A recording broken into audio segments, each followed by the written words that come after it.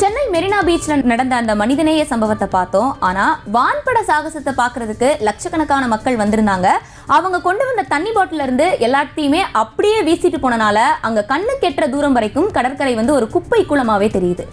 இது தொடர்பான டீடைல்ஸோட களத்துல இருந்து இணையறாங்க நம்மளோட ரிப்போர்ட்டர் லதா. அவங்கள்ட்ட பேசலாம். Good morning Latha. இப்ப சென்னை மெரினா பீச்சை பொறுத்த வரைக்கும் பார்த்தா எங்க பார்த்தாலும் குப்பை கூலமாவே இருக்கு. இதெல்லாம் அகற்றுறதுக்கு சென்னை கார்பரேஷன்ல இருந்து ஏதாவது ஆக்ஷன் எடுத்திருக்காங்களா?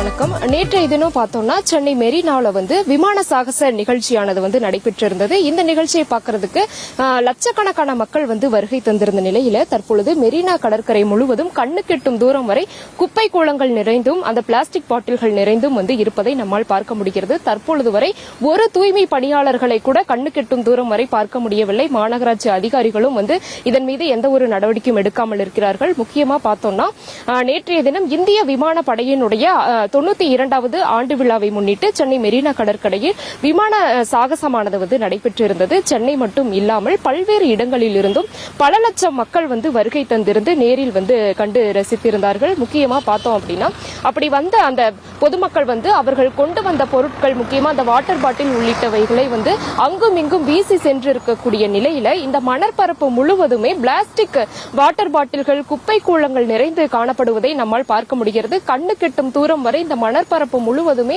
வாட்டர் பாட்டில்கள் இருப்பதை நம்மால பார்க்க முடியுது. முக்கியமா பார்த்தோம் அப்படின்னா நேற்று சுமார் மதியம் 1 மணி அளவுல அந்த விமான சாகச நிகழ்ச்சி நிறைவு பெற்ற நிலையில தற்பொழுது வரை இந்த குப்பைகள் அகற்றப்படாமல் இருப்பது குறிப்பிடத்தக்க ஒன்றா இருக்குது.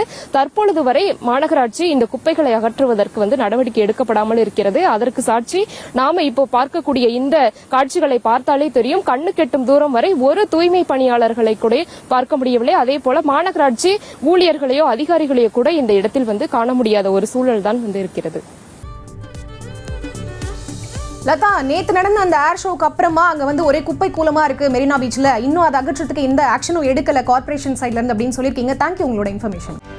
செய்திகளை உடனுக்குடனும் துல்லியமாகவும் தெரிந்து கொள்ள சப்ஸ்கிரைப் பண்ணுங்க.